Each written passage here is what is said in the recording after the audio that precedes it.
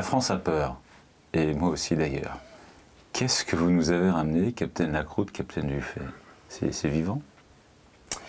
Alors, c'est vivant, c'est une racine. Il ne faut pas y toucher, c'est dangereux. Oui, c'est une racine. Oui, coupe le coup tout de suite. C'est une racine verte. Oui. Ah. C'est... Ouais. J'ai toujours peur. Alors, parce que tu dis ça parce que tu n'as jamais vu le wasabi que sous une forme en tube, en sachet ou en poudre. Oui, en sachet. Et voilà la racine de wasabi. Voilà la vraie racine de wasabi. Alors, pour information, une racine de cette taille, puisqu'il faut parler de prix de temps en temps, hein, c'est alors cette racine de wasabi qui est arrivée de Tokyo. Oui. Un grand merci à Frédéric et à Caroline qui se sont mis à deux pour nous ramener ce bel objet. Et de quoi le préparer. Si, parce que quand on a mangé de ça, il est hors de question de manger du wasabi en tube ou du wasabi en poudre. Ça, c'est vraiment la vraie racine de wasabi avec tout le parfum. Donc on trouve ça au Japon uniquement? On trouve ça au Japon, oui, parce que c'est très très long à cultiver, il faut une eau relativement pure, il faut des endroits particuliers, et il faut surtout pouvoir les couler. Et au Japon, la racine de wasabi s'écoule beaucoup plus facilement que dans tous les autres pays du monde. Pour la râper, pour la préparer, une râpe spéciale wasabi avec de la peau de requin ou de roussette qui a juste le grain nécessaire pour pouvoir, quand on prend la racine de wasabi et quand on la frotte sur la râpe, on va obtenir... On a du jus de wasabi. Il y a du jus de wasabi. Un peu liquide, le wasabi. Et on va obtenir... Rien. Bah oui, parce qu'elle a été congelée, donc forcément... On ne congèle pas la racine de wasabi. On ne congèle pas la racine de wasabi. Ouais, on va les sauver. Revenez dans quelques mois, normalement vous aurez du wasabi. Donc normalement vous obtenez un wasabi. On obtient du wasabi, et là qui pique les yeux, parce que là c'est vraiment terrible. Voilà. Et on peut le récupérer avec ce petit pinceau en bambou. Ah bah voilà, avec une racine, tu as tout ça pour ça. Non, 3 grammes de wasabi. Parce que là elle a été congelée, on a été obligé de la congeler. Mais par contre, ce que tu peux faire, Fred, c'est le goûter. C'est le goûter, parce que là il y a vraiment un tout petit bout de wasabi. Ouais. Et ça, tu peux goûter ça, et tu vas voir. Ah, c'est plus le même. Le parfum extraordinaire qui va vraiment être fabuleux sur. Plus rien à voir avec le sushi shop, bien évidemment. Donc du Japon. Du Japon. Et ça, quand vous faites des sushis, quand vous mangez des sushis, exigez de la vraie racine de wasabi. Et n'ayez pas peur. Non congelé, parce que ça se congèle. Non congelé, ça ne se congèle pas. On a essayé, mais franchement, c'était une erreur. Voilà, c'était une erreur, mais pour la conserver plus longtemps, on pensait vraiment. Donc ne la congelez pas. Et pour la conserver, une fois que vous avez il faut passer la sûreté dans les aéroports avec un truc comme ça. On passe la sûreté avec un truc comme ça. Une racine comme ça coûte environ 15 €. Mais on peut vraiment préparer beaucoup de wasabi, comme on en utilise très peu parce que le parfum est vraiment très très fort. Mais ça, c'est vraiment extraordinaire. Voilà. Et moi, je vais, pendant qu'on va regarder un petit film, Brigitte, qui est à La Réunion, Brigitte Salaise, nous a présenté une spécificité de l'île de La Réunion, les patates en l'air. Parfait pour des aviateurs. Les patates, normalement, pommes de terre, ça pousse sous terre. Et bien là, vous allez voir, les patates poussent en l'air. On regarde. Alors je suis avec Brigitte à La Réunion, à Saint-Pierre, qui va nous parler des patates en l'air. C'est bien pour des pilotes ça, les patates en l'air. Alors qu'est-ce que c'est, Brigitte, une patate en l'air? Les patates en l'air, ce sont des pommes de terre. Mais des pommes de terre, normalement ça pousse sous la terre. Et chez nous à La Réunion, ça liane et ça pousse dans l'air. On appelle ça les patates en l'air. À quoi ça ressemble? Ça ressemble... Alors, ça commence par là. On plante une patate dans la terre. Ça liane. Voilà ses feuilles. Et ça va donner des petites boules qui vont grossir. À maturité, c'est ça. C'est ça. Les pommes de terre qu'on va cueillir. Voilà. Et comment ça se cuisine? Ben, on daube, en gratin dauphinois, avec de la viande de porc, de poulet. Voilà, pareil que les pommes de terre. Voilà. C'est le moment, c'est la saison, c'est le moment de cueillir, de faire des bons petits plats. Parce que c'est pas souvent qu'on récolte ces pommes de terre, voilà. Merci Brigitte.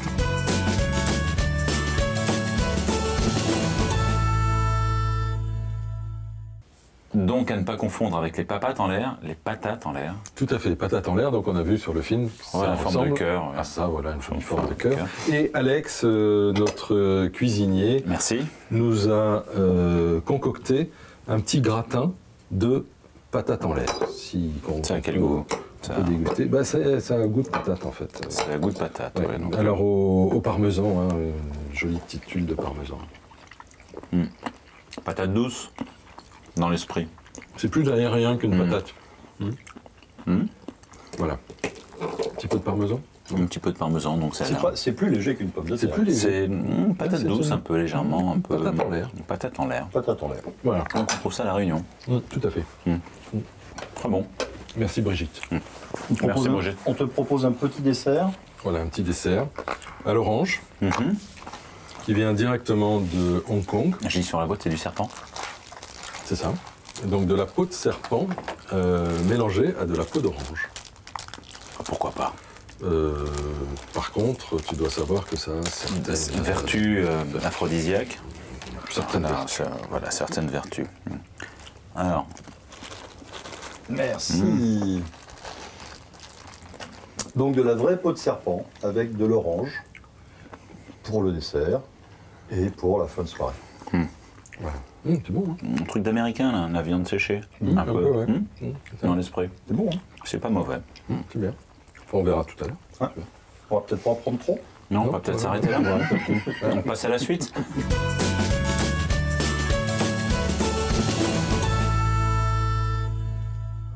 Donc après la peau de serpent à l'orange, le wasabi congelé, donc inrapable, et puis la patate en l'air, on va passer à des nourritures plus spirituelles, messieurs. Oui. Quoique. Parce qu'on va commencer avec un livre de Bernard Laurence aux éditions Flammarion. Oh, un livre de cuisine, c'est curieux. Oui, ça, Notre ami Bernard Laurence, quand même. Mais Stewart. Stewart qui continue son tour du monde des recettes à picorer. Son troisième livre. C'est son troisième livre. Mais Et, Boscan. Non, Il n'arrête pas. Il n'arrête pas. Il n'arrête pas. Voilà Bernard. voilà, il plaide coupable hein, il est sur l'écriture de ses livres. Tout à fait. Et c'est un livre de bouchées à picorer, de plein de bonnes choses. Il va chercher toujours les recettes un petit peu partout sur la planète. Et il revient dans son troisième livre avec de très belles choses. Donc de Bernard Nous vous le conseillons. Laurence. Flammarion. Chez Air France. On continue avec la cuisine d'Istanbul. Dozgü Samanji, aux presses universitaires. Pour le refaire. Rennes. Vous pouvez le refaire. Osgue. Özgür Samanji. Chamandis, d'accord. Elle est docteure en histoire et elle est venue faire une thèse en France et à Istanbul, puisque la cuisine d'Istanbul du 19e siècle est vraiment inspirée de la cuisine française du 18e siècle. Donc c'est une transmission, c'est vraiment un livre, c'est vraiment une thèse. Une fin thèse d'études sur la cuisine d'Istanbul. Sur la cuisine d'Istanbul. Elle est docteur Au en 19e histoire siècle, oui, de c'est- la- Au 19e siècle. C'est très pointu. C'est un marché de niche. C'est un marché de niche, mais les spécialités istanbouliotes qu'on a pu déguster à l'issue de sa présentation, puisqu'elle a fait une présentation à Paris il y a quelques temps, étaient particulièrement Et en bonnes. plus, une très très belle ville. Très belle ville. Et la cuisine donc française du XVIIIe siècle, qui mieux que Madame Pompadour. La préférée de. Le 15. Voilà. Donc nous avons les conversations gourmandes avec Madame de Pompadour, de Michel Villemur, voilà, aux éditions du Cherche Midi. Et là, on va retrouver toutes les bonnes choses, parce que la Pompadour influençait quand même le roi sur beaucoup de sujets. C'est elle qui a quasiment tout créé au niveau de l'étiquette. Oui, Vous sentez là, je fais une parenthèse là, le wasabi qui d'un seul coup est en train de s'exprimer. Oui. On est en train d'infuser dans le wasabi là. qui pique les yeux. Voilà, Merci, la Pompadour. superbe livre historique avec Madame de Pompadour. La cuisine sexy. Ensuite, Oh, on est toujours dans l'histoire et dans l'histoire culinaire. il est là. d'Anne-Elisabeth Groult et Jérôme Delisle. Alors ça, c'est particulier. C'est très particulier. Et ça, c'est vraiment très pointu. On parlait de choses vraiment pointues avec la cuisine d'Istanbul au 19e siècle. Là, c'est le marché de niche du marché de niche. On est sur la soupe du poilu. Et la soupe du poilu, faire un livre sur les repas des poilus. C'est très pointu. Manger des pommes de terre à l'eau, et puis la soupe, c'était du saindoux et du sel. Et les éditions Hendel se sont vraiment engagées sur cet ouvrage. Ah, c'est un gros pari. Si tu as des ennemis, tu peux leur préparer une petite recette une pour pomme de terre à l'eau crue. Au saindoux. Au saindoux, oui. Voilà. Quand il y avait du saindoux et quand il y avait des pommes de terre. Ce qui est intéressant, c'est que notre ami Jérôme Delisle, qui a commis en compagnie d'Anne-Elisabeth Groult cet ouvrage, dont nous avons reçu 2 exemplaires, et à l'intérieur, justement, à l'intérieur de ces exemplaires, nous avons trouvé 2 lettres, une qui était adressée donc à Philippe et une qui m'était adressée. Je vous lis quelques extraits. Cher Capitaine Buffet, j'aime beaucoup ce que vous faites et particulièrement vos chroniques sur Aérostar TV. Ça, c'est bien. Ça, c'est vrai. À l'écran, vous êtes d'une classe incomparable. C'est vrai. Merci. Même si la tâche vous est grandement facilitée par le contraste provoqué par la présence de votre acolyte. C'est moi l'acolyte. Oui, voilà. C'est ça. Vous êtes spirituel, vous êtes drôle, il m'arrive de rire à vos galéjades plusieurs heures après que ma femme m'ait obligé à éteindre le poste. En fait, vous incarnez l'esprit de cette émission que vous portez à bout de bras comme chacun le sait. Bravo. Cependant, il est tout à votre honneur de permettre à celui qui semble être un de vos amis d'enfance c'est vrai. De s'exprimer. Bien peu de gens seraient capables de sacrifier de l'audience pour réconforter un proche en lui permettant d'exister quelques instants. D'accord, et veuillez croire chez Captain Buffet. Alors, ce que tu ne sais peut-être pas, c'est que j'ai reçu la même. La même. Voilà, c'est ce qu'on a. J'ai reçu la même et je vais vous la lire. Parce qu'on se parle. Parce que Jérôme a un humour fabuleux qu'il était difficile peut-être de faire passer dans la soupe du poilu. C'est sûr. Sujet. Cher Capitaine Lacroute, c'est moi.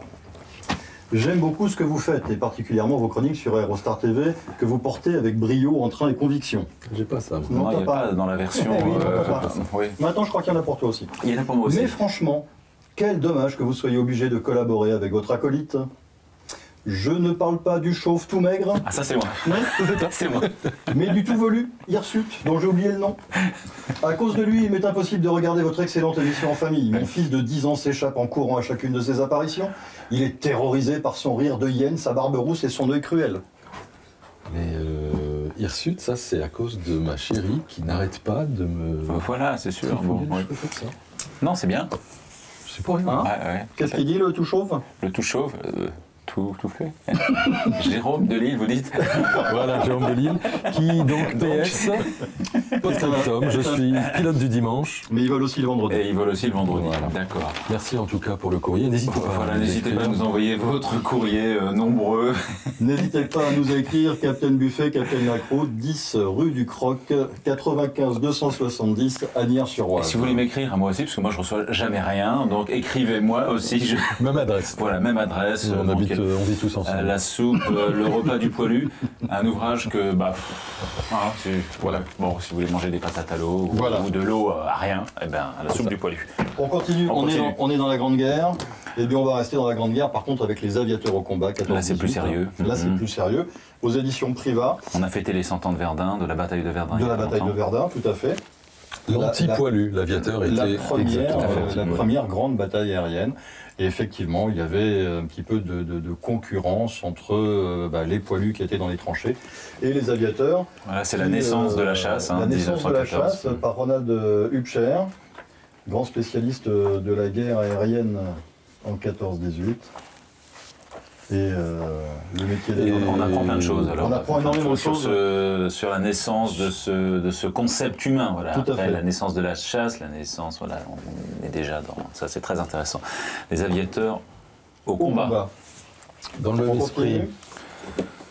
L'Enragé du ciel, aux éditions Sarbacane, qui est écrit, le scénariste est l'arrière-petit-fils. L'arrière-petit-fils du pilote qui a été l'inventeur de la photographie aérienne, homme de guerre, coureur de jupons, et le seul à photographier. Ils étaient tous à l'époque. Sans doute. Tous les aviateurs à l'époque, qui était le seul à pouvoir photographier Paris vue du ciel des années 20 à 50. Et on parle de Roger Enrard. Tout à fait. On parle de Roger Enrard et toute cette bande dessinée qui retrace... Ah, c'est une BD. C'est une BD qui retrace la vie de ce personnage haut en couleur. Et pour terminer, Donc ce livre, L'enragé du ciel. de l'aviation pionnière. Oui, on reste dans l'histoire, aux presses universitaires de Rennes. Une contribution à l'histoire des représentations de la conquête aérienne de 1903 à 1927. Très bel ouvrage. La place de l'humain dans la société, le monde, l'univers, tout ça vis-à-vis du plus lourd que l'air. Voilà. Un dernier ouvrage. Très belle étude. Plus qu'un ouvrage, un coffret. Un coffret. Un coffret à l'occasion du dernier vol d'un 747 chez Air France. C'était en janvier dernier. D'un 747-400, je crois que tu as bien connu ce dernier vol, que tu connais bien comme nous le 747-400. Très beau coffret, avec plein de petits cuissons. accessoires, des cuissons. Ah, il est parfait, voilà. Rémi Michelin et François Blanc, Rémi Michelin, Photographe photographe connu. qui a fait un très très bel ouvrage. Avec des images de ce dernier vol donc sur Mexico. Oui. Et ainsi que le dernier vol. Donc on a les consignes de sécurité, le dernier vol sur Mexico. Des témoignages de nos collègues, Mhm. pilotes sur ce beau 400. Et Et à Le l'intérieur dernier aussi, vol en oui. France, le dernier vol avec la patrouille de France. Et à l'intérieur, un petit bout du 747, Un morceau de la dérive. un morceau de la dérive. Voilà. Un morceau d'un des 747. D'un des C'est pas 747. celui qui a volé C'est pas celui qui a sur fait. Mexico. C'est le GITD sur lequel nous avons volé tous les deux. j'en ai fait quelques Lorsque heures. vous étiez jeune. Lorsque vous étiez C'est quelques toujours, heures, toujours jeune. voilà. Parfait. Très beau coffret. Et 2000 exemplaires. Et vous pouvez le commander. C'est pas trop tard, ils sont pas avec- tous partis avec déjà. l'adresse Non, qui il en s'affiche. reste, il en reste encore. Il en reste encore Oui. quelques-uns, vous pouvez les commander. Captain Lacroute, on n'a pas terminé. On n'a bah pas ouais. terminé, j'aimerais bien vous présenter une petite interview d'un collègue rencontré à Malabo. Je recherche mon papier. Le fils de Tintin. Le fils de de Tintin Tintin. à Malabo, Mhm. qui Pourquoi le fils de s'appelle... Tintin, ouais. Alors on va le voir avec le petit film, qui s'appelle Patrice Gouos. Il est l'exécutif chef du Sofitel de Malabo. On regarde. J'expliquais à votre commandant ce matin, moi ce qui m'a fait voyager, c'est que je voulais être comme Tintin depuis tout petit. Tintin, ça a toujours été mon... Et le premier exemple, ce qui est marrant, c'est que le premier Tintin que j'ai eu, c'était le Lotus bleu. Et depuis tout petit, je voulais l'Asie. Et ma cuisine a été influencée, alors que j'avais jamais été en Asie, par la cuisine asiatique. C'est marrant ça. Après, j'ai lu Tintin et le Temple du Soleil. Et alors ça a toujours été la partie sud-américaine, la partie, les Andes. Et ma cuisine, après, quand je suis passé dans ces pays, ma cuisine a été influencée par tout ça. Aujourd'hui, que je suis sur la fin de carrière, je m'aperçois qu'aujourd'hui encore plus, je vis toute ma vie, c'était mon rêve d'enfant. C'est Tintin qui m'a fait ma vie. Moi, c'est comment dire, mais c'est comme ça. C'est le fils de Tintin. Le fils alors. de Tintin, voilà. Super. Patrice, merci beaucoup. Merci à toi. À très bientôt.